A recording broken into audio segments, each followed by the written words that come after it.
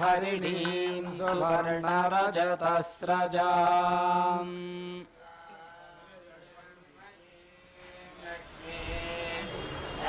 वेदो मआवह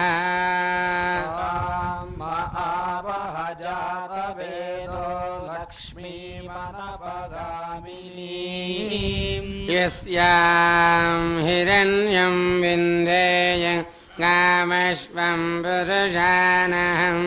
अश्वपूर्वां रथमध्याम् हस्तिनादप्रमोदिनीम् प्रियं देवीमुपक्वये तीर्मा देवी जुषताम् कांसोऽस्मितां हिरण्यप्राकारामार्द्राञ्ज्वलन्तीं तृप्तां तर्पयन्तीं पद्मे स्थितां पद्मवर्णा तामिह पक्वये श्रियम् चन्द्रां प्रभासां यशसा ज्वलन्तीं श्रियं लोके देवजुष्टामुदारां तां पद्मिनीं शरणमहं प्रपद्ये लक्ष्मी मेनस्यता त्वामृणे आदित्यवर्णे तपसोऽधिजातो वनस्पतिस्तव वृक्षोऽथ बिल्वः तस्य फलानि तपसानुदन्तु महया तराया जवा या अलक्ष्मीः उपैतु मां देवसखः कीर्तिश्च मणिना सह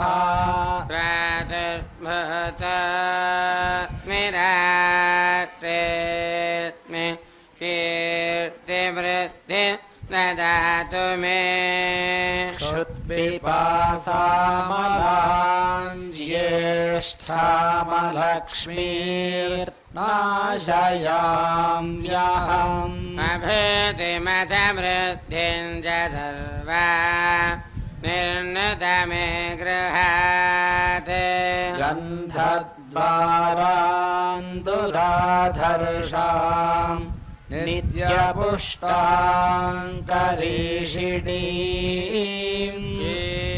ईश्वरेगं सर्वभूतानां तामिह पक्वये श्रियम् मनसः काममाकुतिं वाचः सत्यमशीमहि पशूनां रूपमन्यस्यमयिष्टे प्रयता यशः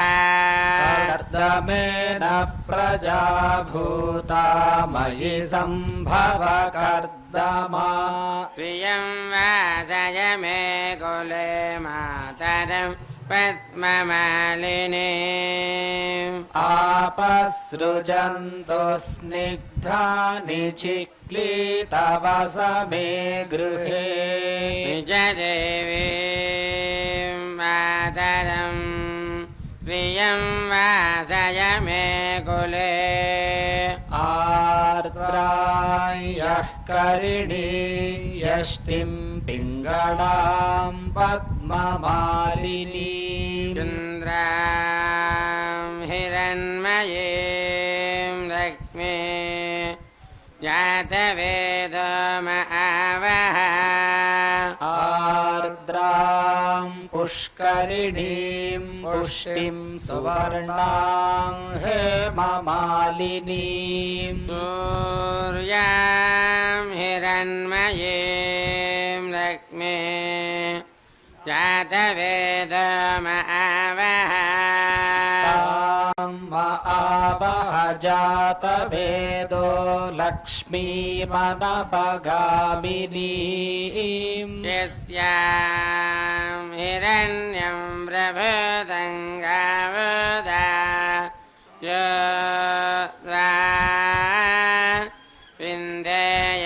पुरुषानहम्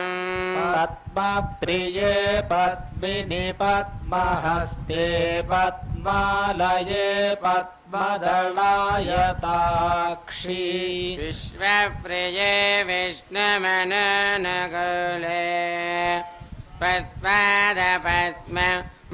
पद्मजिसन्निधत्वा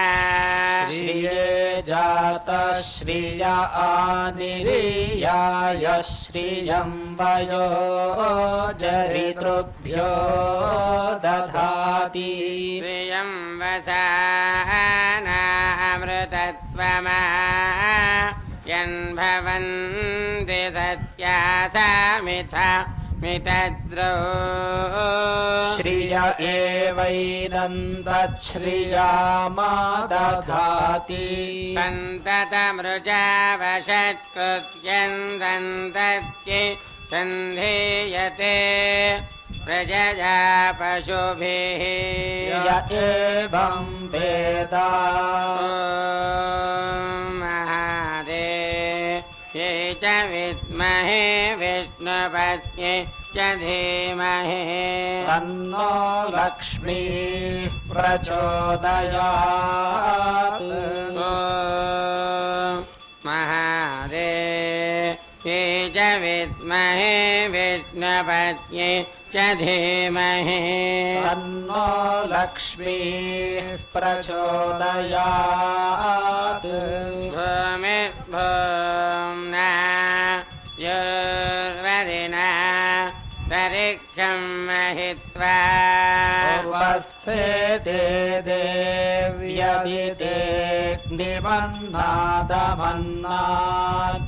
देव्यदिदेग्निमन्नादमन्नाद्यायादधे आयङ्ग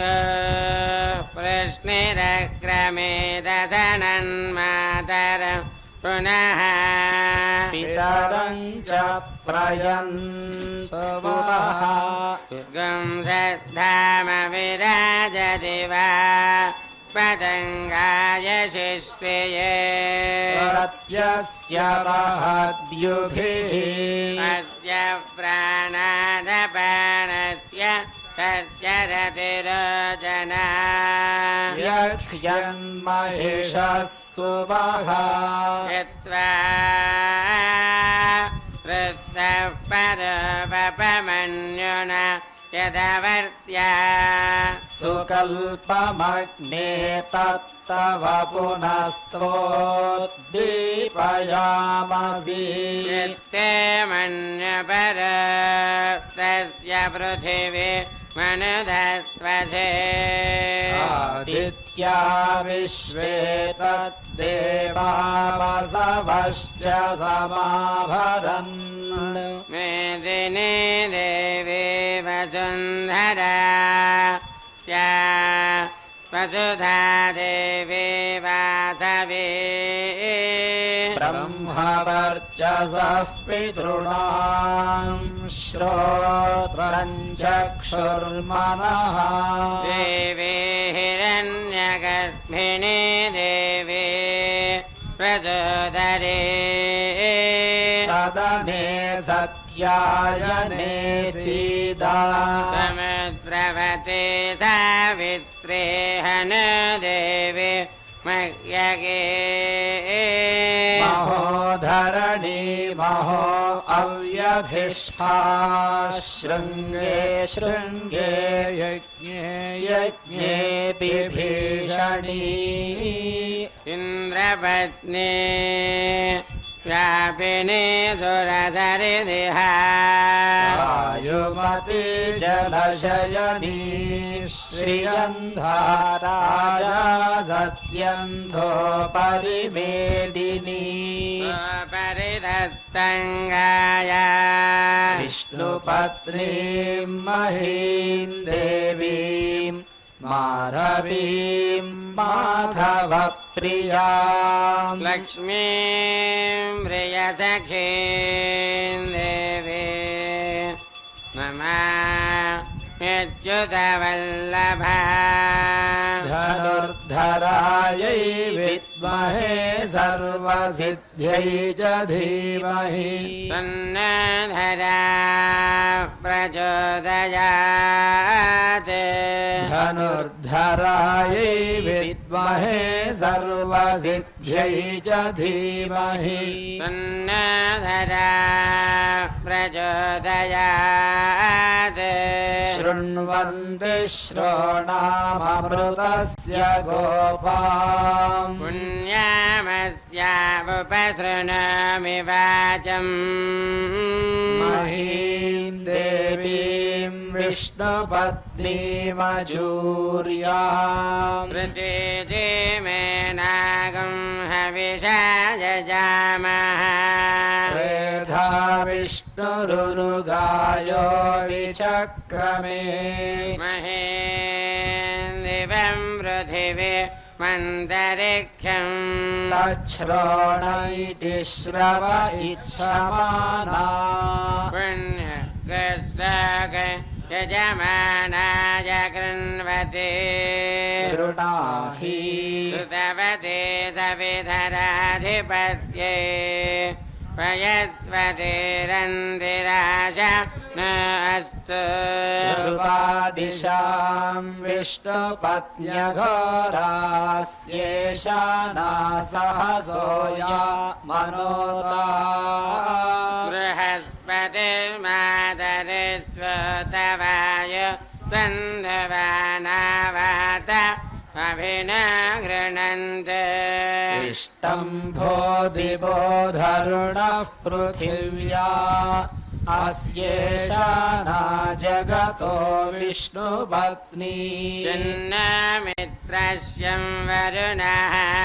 शन्नो भवत्वर्यमा छिन्न इन्द्र बृहस्पतिः शन्नो विष्णुरुक्रमः नमः ब्रह्मणे नमस्ते वायो त्वमेव प्रत्यक्षं ब्रह्मादि त्वमेव प्रत्यक्षम् ब्रह्म वदिष्यामि ऋतं वदिष्यामि सत्यम् वदिष्यामि तन्मामवतु तद्भक्तारमवतु ममतु माम् तु भक्तारम् ॐ शान्ति शान्तिः शन्नो मित्रश्यं वरुणः तन्न भवत्वर्यमा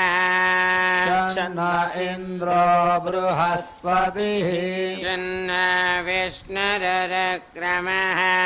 नमो ब्रह्मणे नमस्ते वायो त्वमेव प्रत्यक्षं ब्रह्मासि त्वामेव प्रत्यक्षं ब्रह्मवादिशम् ऋतमवादिशम् सत्यमवादिशम् तन्मावीत् तद्वक्तारमावीत् आवीन्माम् आवीत् वक्तारम् ॐ शान्ति शान्ति शान्तिः सहनावतु सहनौ भुनक्तु सह वीर्यङ्करवावहै तेजस्विनावधीतमस्तु मा विद्विषावहै ॐ शान्ति शान्तिः नमो वाचेया चोदिताया चानुदिता तस्यै वाचे नमो नमो वाचे नमो वाचस्पतये नमः ऋषिभ्यो मन्त्रकृभ्यो मन्त्रपतिभ्यो मामृषयो मन्त्रकृतो मन्त्रपतयः परादुर्माहवृषीन् मन्त्रकृतो मन्त्रपदीन् परादां वैश्वदेवीं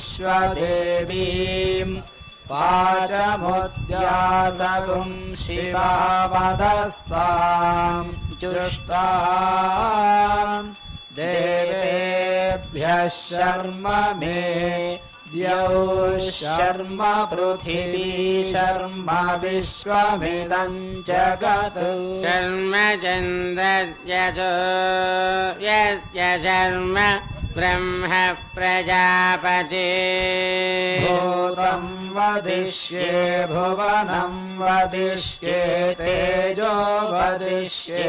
यशो वदिष्ये तपो वदिष्ये ब्रह्म वदिष्ये सत्यं वदिष्ये तस्मात् अहमिदमुपस्तरणमुपस्तृण उपस्तरणं मे प्रजायै पशूनां भूयादुपस्तरणमहं प्रजायै पशूनां भूयासं प्राणापानौ मृत्योर्मापातं प्राणापानौ मामाहासिष्टम् मधुमनिष्ये मधुजनिष्ये मधुवक्ष्यामि मधुवदिष्यामि मधुमतीम् देवेभ्यो वाचमुद्यासगुं शुश्रूषेण्याम् मनुष्येभ्यस्तं मा देवा अवन्तु शोभायै पितरोनुमदन्तु शान्ति शान्ति शान्तिः तच्छयोरावृणीमहे यज्ञाय दातु यज्ञपतये देवे स्वस्तिरस्तु नः स्वस्तिर्मानुषेभ्यः स्वन्दिगातु भेषजम् शन्नो अस्तु द्विपदे चतुष्पदे ॐ शान्ति शान्ति शान्तिः शन्नवातः पवता मातरिश्वासन्न तपतु सूर्यः अहनिशं भवन्तु नश्यगुं रात्रिः प्रतिधीयतः शमशान पृच्छतु शमादित्य उदेतु नः शिवानश्यन्तमा भव सुमृढीका सरस्वती माते व्योमसन्दृशे इडायैवास्त्वशिवास्तु मत्वास्तु मन्दो भूयास्मम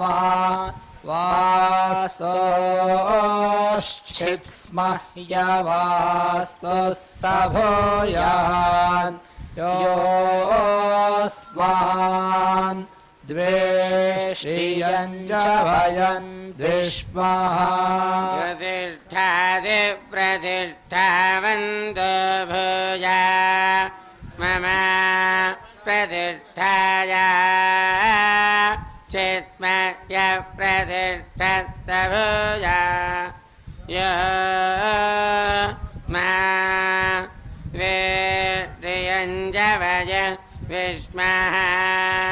आवातवाहि भेषजं विवातवाहि यद्रपः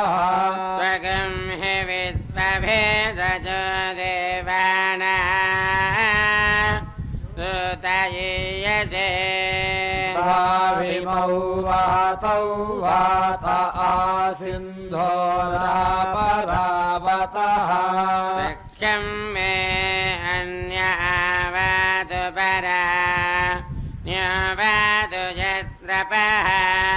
यदतो वातते गृहे मृतस्य निधिरहितः तेन तेन धेहि भेषजम् ततो नो मह आवहवात आवातु भेषजम् शम्भे मयभर्नहृदे प्रणआयोगम् कृतारिषते इन्द्रस्य गृहोऽसितं त्वा प्रपद्ये सगुस्साश्वः सहयन्मे अस्ति तेन भूः प्रपद्ये भुवः प्रपद्ये सुवः प्रपद्ये भूर्भुवः सुवः प्रपद्ये वायुम् प्रपद्येनार्ताम् देवतां प्रपद्ये श्मानमाखणं प्रपद्ये प्रजापतेर्ब्रह्मकोशं ब्रह्म प्रपद्य ॐ प्रपद्ये अन्तरिक्षम् उर्वन्तरं बृहदग्नज पर्वता जयावात स्वस्या स्वस्तिमान्दया स्वस्या स्वस्तिमानदाने प्राणापानौ मृत्योर्मापातं प्राणापानौ मामाहासिष्टं मयि मेधाम् मयि प्रजाम् मयि अग्निस्तेजो दधातु मयि मेधाम् मयि प्रजाम् मयीन्द्र इन्द्रियं दधातु मयि मेधाम् मयि प्रजाम् मयि सूर्यो भ्राजो दधातु युभिरक्तभिः परिपातमस्मिन् अरिष्टेभिरश्मिना सौभगेभिः तन्नो मित्रो वरुणो मामहन्तामदितिः सिन्धुः पृथिवी उदद्यौः गजानश्चित्र आभवतु ते सदा वृध सखा त्वया शचिष्ठया वृताः तस्त्वा सत्यमदाना मगं हिष्टमत्सदन्धतः दृढाचिदारुजे वसु अभीषणः सखे नामविता चरितॄणा शतं भवात् मयस्तु पर्णावुपदेतुरिन्द्रं प्रियमेधा वृषयो नाधमानाः अपध्वान्तमूर्णुहि पूर्धिचक्षुर्मुमुग्ध्यस्मान् निधयेव बद्धान् चिन्न देवीरभीष्टय आप भवन्तु पीतये संयोरभिस्रवन्तु नः ईशानवार्याना जयन्ति दर्शनेन अपो याचामि भेषजम् सुमित्राणाप ओषधयः सन्तु दुर्मित्रा तस्मै भूयातुर्य अस्मा प्रियञ्जवय विस्मः आपोहिष्ठामयो भुवस्तान ऊर्जे दधातन महेरनाय चक्षसे यो वशिवतमो रसस्तस्य भाजयते हनः उषतीरिव मातरः तस्मा अरङ्गमामवो यस्य क्षयाय चिन्वथा जनयथा जनः पृथिवी शान्ता साग्निना शान्ता शान्ता सा मे शान्ता शुचगुं शमयतु अन्तरिक्षगुं शान्तं दत्त्वा जुनाशा तन्दन्मे शान्तगुं शुचगुं शमयतु यौ शान्ता सालित्येन शान्ता सा मे शान्ता शुचगुं शमयतु शिवे शान्तिरन्तरिक्षगुं शान्तिर्द्यो शान्तिर्दिशश्च तिरवान्दरदिशा शान्तिरग्निश्च तिर्वायुश्शान्तिरादित्यस्य तिर्चन्द्रमा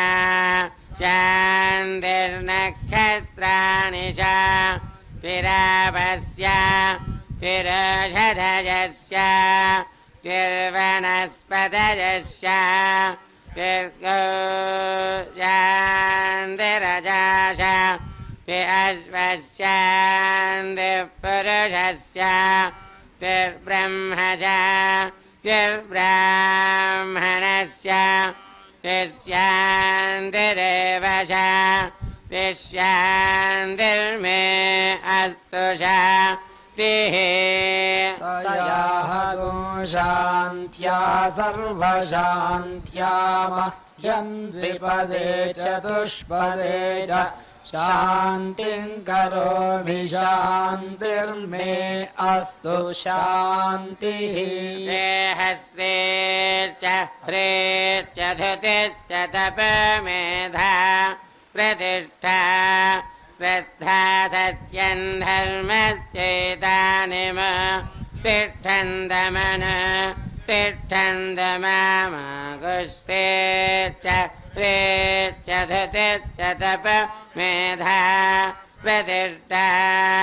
श्रद्धा सत्यं धर्मश्चेतानि मामाजिषुः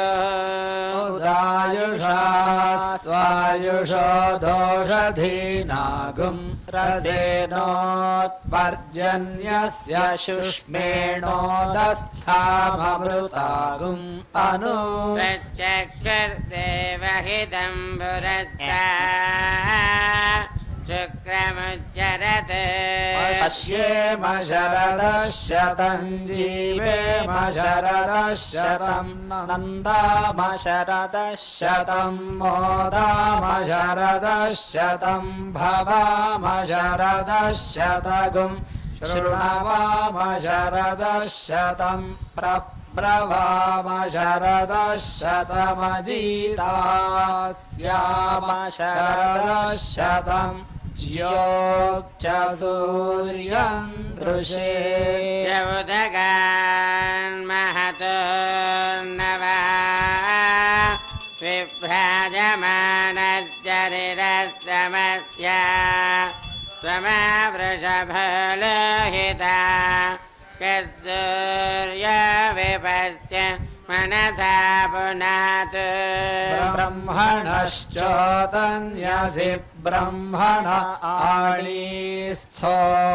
ब्रह्मण आवपनमसि धारितेयं पृथिवी ब्रह्मणा महीधारितमेनेन महदन्तरिक्षं दिवन्दाधार पृथिवीगुं सदेवायदहं वेदतदहं धारयाणि मामद्वेदोऽधिविस्रसत् मेधामनीषे मा विशतागुं समेचे भूतस्य भव्य यावरुच्ये सर्वमायुरज सर्वमायुरजाने आभिर्गीर्भिर्यदतो न ऊनमाप्यायय हरिवो वर्धमानः यदा द्रव्यमहिगा प्रारुजाति भूयिष्ठभाज अधते यामा ब्रह्म प्रवादिष्वतन्नो माहासीत् शान्ति शान्ति शान्तिः शिक्षां व्याख्यास्यामः वर्णस्वरः मात्राबलं सामसन्तानः इत्युक्तशिक्षाध्यायः सह नो यशः सहनौ ब्रह्मवर्चसम् अथ तस्सगं हितायावुपनिषदं यामः पञ्चस्वधिकरणेषु अधिलोकमधिज्योतिषमधिविद्यमधि प्रजमध्यात्मम् महासंहिता इत्याचक्षते तथादिलोकम् पृथिवीपूर्वरूपम् योरुत्तररूपम् आकाशसन्धिः वायुस्सन्धान इत्यधिलोकम् तथादिज्योतिषम् अग्निः पूर्वरूपम् आदित्य उत्तररूपम् आपस्सन्धिः विद्युतस्सन्धान इत्यधिज्योतिषम् अथादिविद्यम् आचार्यः पूर्वरूपम् अन्देवाद्युत्तररूपम् विद्यासन्धिः प्रवचनगुं सन्धानम् इत्यधिविद्यम् अथाधिप्रजम् माता पूर्वरूपम् विदुत्तररूपम् प्रजासन्धिः प्रजननगुं सन्धानम् इत्यधिप्रजम् अथाध्यात्मम् अधराहनुः पूर्वरूपम् उत्तराहनुरुत्तररूपम् वाक्सन्धिः वासन्धानम् इत्यध्यात्मम् इति मामहासंहिताः य एवमेतामहासंहिता व्याख्याता वेदा सन्धीयते प्रजया पशुभिः ब्रह्मवर्चसेनान्नाद्येन सुवर्ग्येण लोकेन यश्चन्दसामृषभ विश्वरूपः छन्दोभ्योऽध्यवृतात् सम्बभूव समेन्द्रमेधया प्रणत अमृतस्य देवधारणो भूयासम् शरीरं मे विदर्शनम् जिह्वा मे मधुमत्तमा कर्णाभ्या भूरिविश्रुवम् ब्रह्मणः कोशोऽसि मेधया पिहितः श्रुतं मे गोपाय आवहं देवि तन्वाना वाणाजिरमात्मनः वासागुं शिवमगावश्च अन्नपाने च सर्वदा ततो मे श्रियमावह सोमशा पशुभिः सह स्वाहा आमायन्तु ब्रह्मचारिणः स्वाहा यशो जने धानि स्वाहा श्रेयानवस्य सोऽसानि स्वाहा तन्द्वाभगप्रविशानि स्वाहा समाभगप्रविश स्वाहा तस्मिन् सहस्रजाखे भगाहन्त्वयि मृजे स्वाहा यथा प्रवतायन्ते यथा मासा आर्जरम् एवं मा ब्रह्मचारिणः ध्यातरायन्तु सर्वतः स्वाहा प्रतिवेशति प्रमावाहि प्रमापत्य स्वाहा भूर्भुवः सुवरिति वा एतास्तिस्रो व्याहृतयः आसामहस्मैता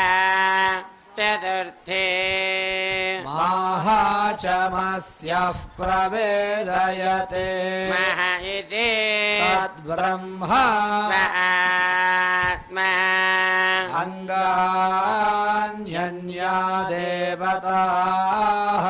भूरिति वा अयं लोकः भुव इत्यन्तरिक्षम् सुवरित्यसो लोकः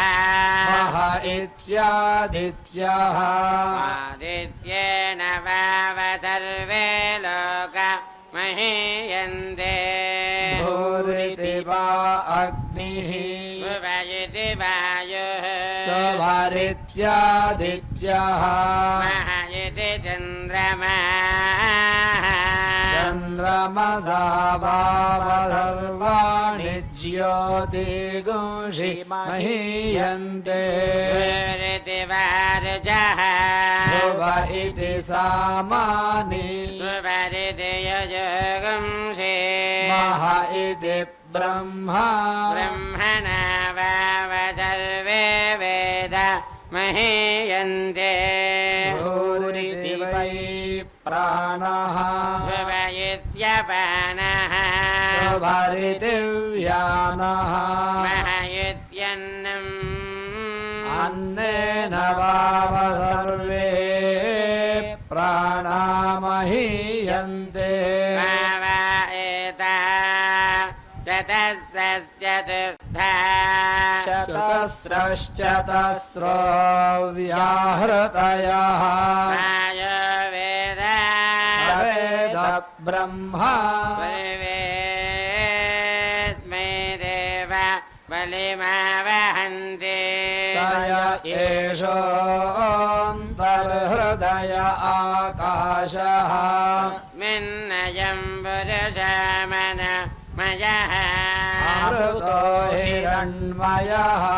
अन्तरेण तालुके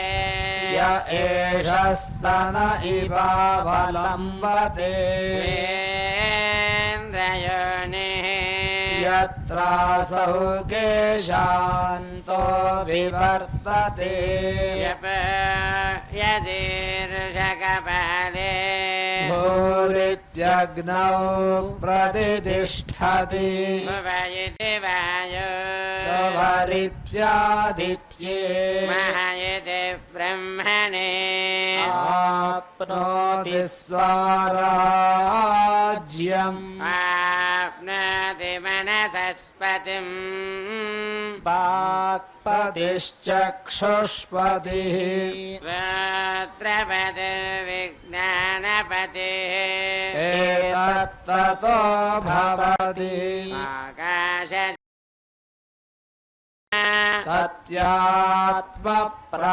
सत्यात्मप्राणारामम् मन आनन्दम् शान्ति समृद्धममृतम् इति प्राचीनयोग्योपास्व पृथिव्यन्तरिक्षं यो दिशवान्तरदिशाः अग्निर्वायुरादित्यश्चन्द्रमा नक्षत्राणि पाप ओषधयो वनस्पतय आकाश आत्मा इत्यधिभूतम् अथात्मम् प्राणो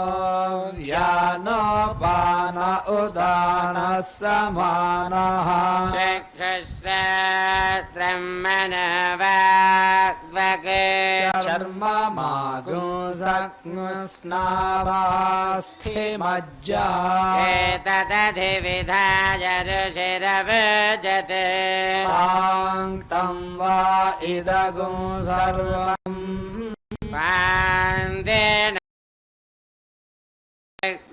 प्रणते ते ओमिति ब्रह्मा ओमिति दगुं सर्वम्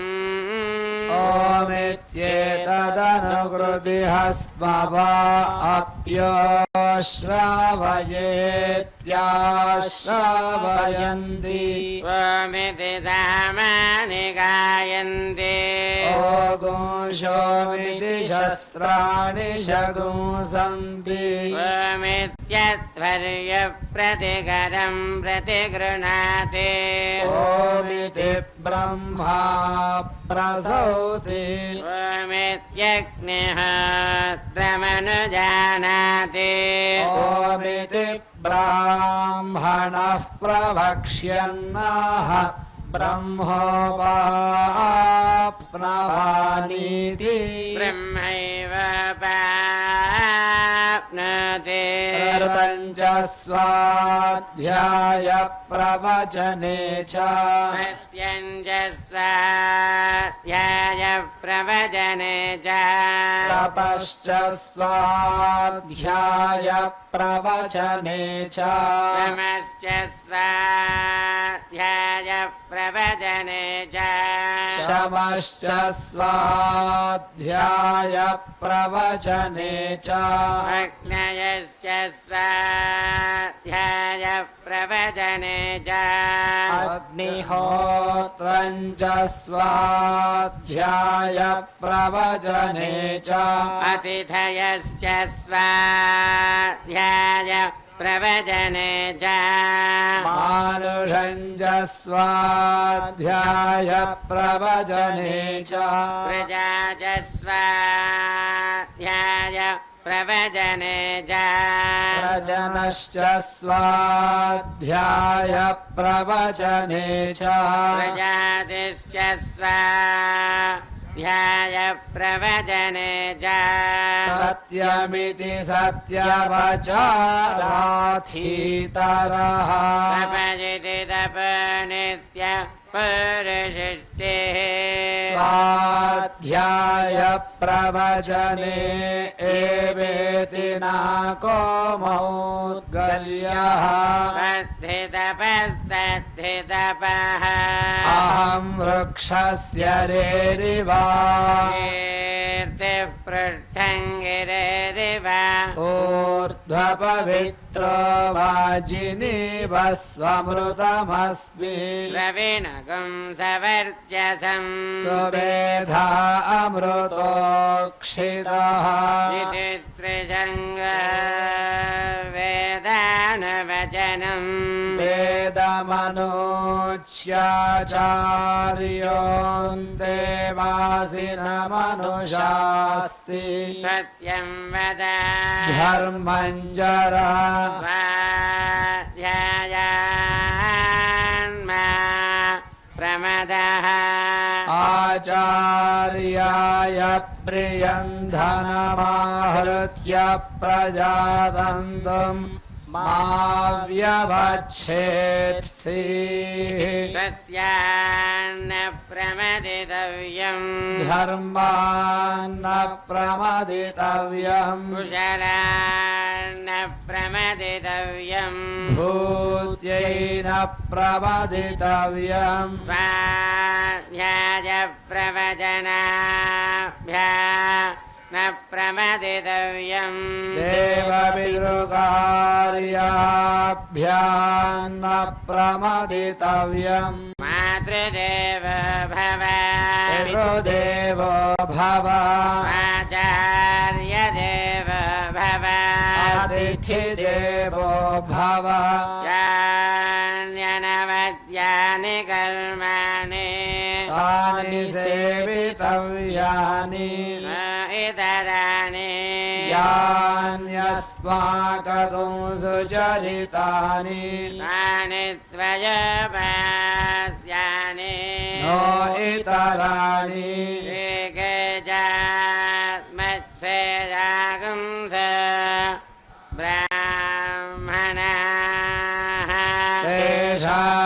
द्वयासनेन प्रश्वसितव्यम् श्रद्धया देयम् अश्रद्धया देयम् क्रिया देयम् क्रिया देयम् धिया देयम् संविदा देयम् अथ यदि ते कर्म विचिकित्साव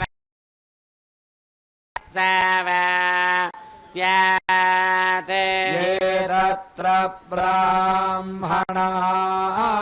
सम्मर्षिणः युक्ताः अलूक्षधर्मकामाः स्युः यथा ते तत्र वर्तेरन् तथा तत्र वर्तेथाः अथाभ्याख्यातेषु ये तत्र ब्राह्मणाः सम्मर्षिणः युक्ताः कामाः स्युः यथा ते तेषु वर्तेरन् तथा तेषु वर्तेथाः एष आदेशः एष उपदेशः एष वेदोपनिषत् एतदनुशासनम् एवमुपासितव्यम् एवमुचैतदुपास्यम्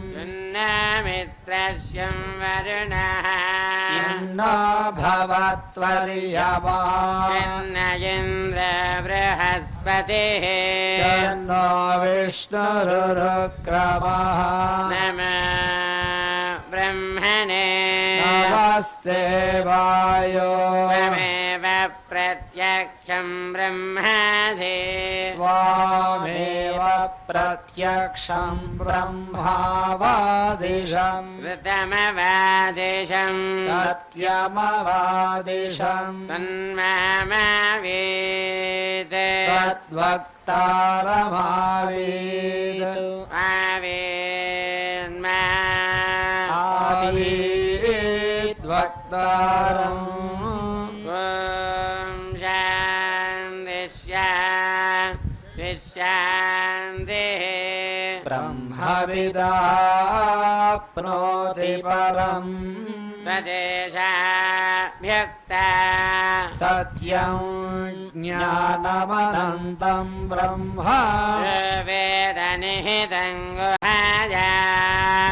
परमे व्योमन्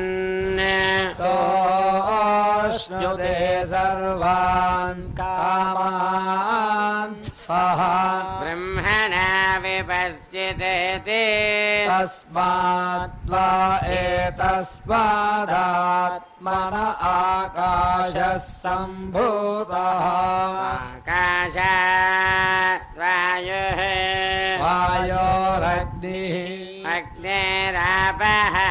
अभ्यः पृथिवी पृथिव्या ओषधयः ओषधीभ्योऽन्नम् अन्नात् पुरुषः स वा एष पुरुषोऽन्नरसमयः तस्येदमेव शिरः अयम् दक्षिणः पक्षः अयमुत्तरः पक्षः अयमात्मा इदं बुद्धं प्रतिष्ठा तदप्येष श्लोको भवति अन्नाद्वे प्रजाः प्रजायन्ते याः काश्च पृथिवीगुश्रिताः अथ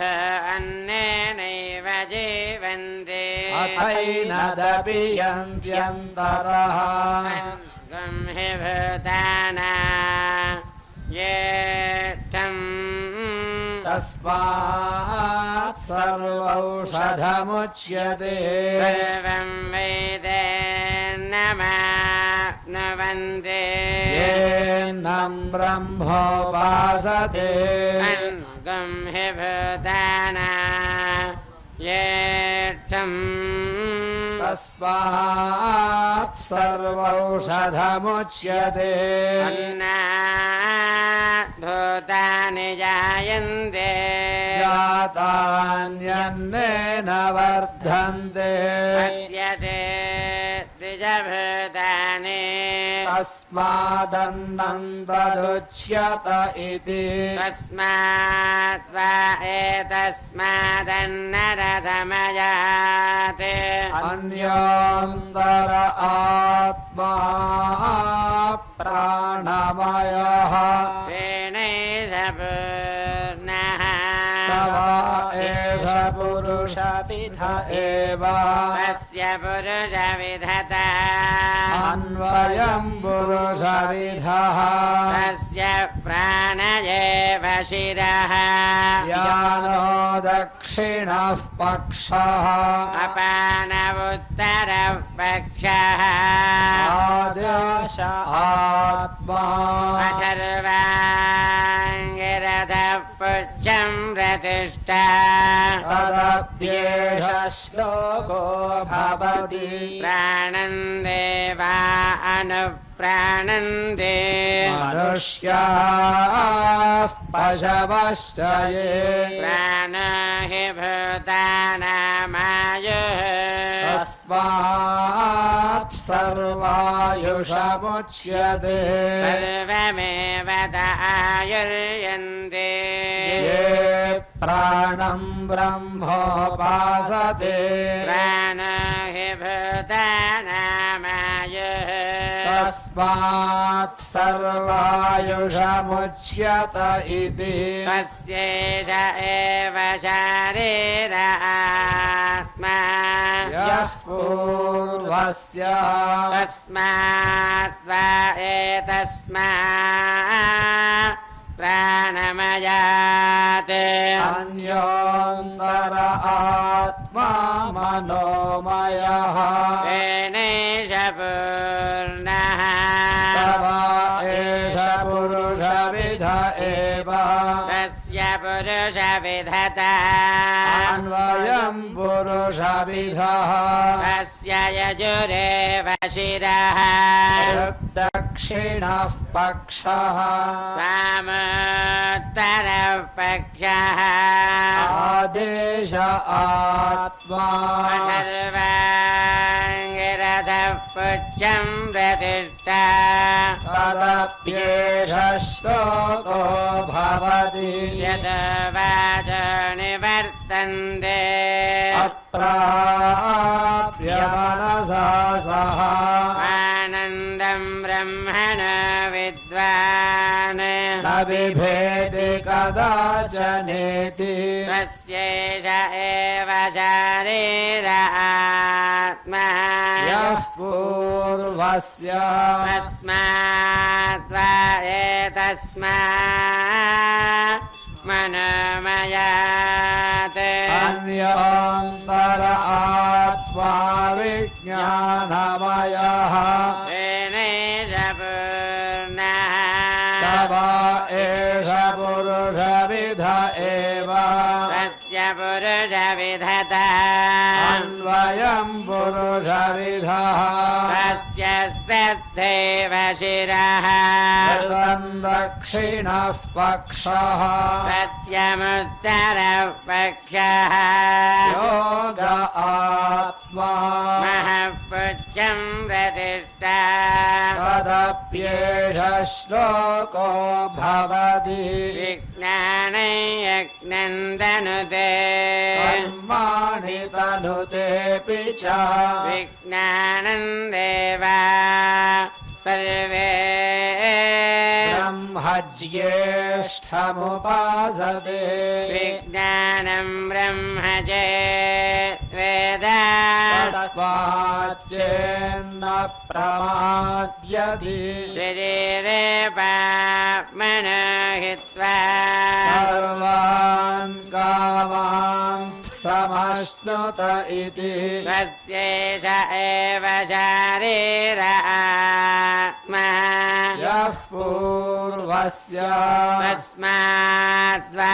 एतस्मात् विज्ञानमयात् अन्योन्तर आत्मानन्दमयः तेनैष पूर्णः तव एष पुरुषविध एव तस्य पुरुषविधता अन्वयम् पुरुषविधः तस्य प्रियमेव शिरः मोदो दक्षिणः पक्षः प्रमोद उत्तरः पक्षः आनन्द आत्मा ब्रह्मपुच्छं प्रतिष्ठा तदप्येष श्लोको भवति असन्नेव स भवति असद्ब्रह्मेति वेद चेत् अस्तिद्ब्रह्मेति चेत् वेद सन्तमेनन्दतो विदुरिति तस्यैष एव शारीर आत्मा यः पूर्वस्य अथात् न प्रश्नाः उत विद्वानमुल्लोकम् प्रेत्य कश्चन गच्छति आहो विद्वानमुल्लोकम् प्रेत्य कश्चित् समश्नुता कामयता रहस्यां प्रजायेति तपोतप्यता तपस्तप्ता इदगुं सर्वमसृजता यदिदं किञ्च सृष्ट्वा तदेवानुप्राविशत् तदनुप्रविश्य पश्यत्यच्च भवत् निरुक्तं च निरुक्तं च निलजनं च निलजनं च विज्ञानं च विज्ञानं च सत्यं च नृतं च सत्यमभवत् यदिदं किञ्च तत्सत्यमित्याचक्षते तदप्येष श्लोको भवति ईशास्मा इदमग्र आसीत् ततो वै सदजायत तदात्मानः स्वयमकुरुत तस्मात् तत्सुकृतमुच्यत इति यद्वै तत्सुकृतम् रसो वै सः रसगुह्येवायल्लब्ध्वानन्दे भवति ओ ह्येवान्यात् कः प्राण्यात् यदेश आकाश आनन्दन स्यात् एष ह्येवानन्दयाति यदा एवैष एतस्मिन् दृश्येण मे निरुक्ते निलजने भयं प्रतिष्ठा विन्दते अथसो भयं गतो भवति यदा एवैष एतस्मिन्नुदरमन्तरं कुरुते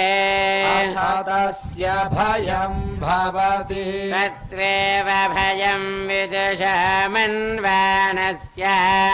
तदप्येष श्लोको भवति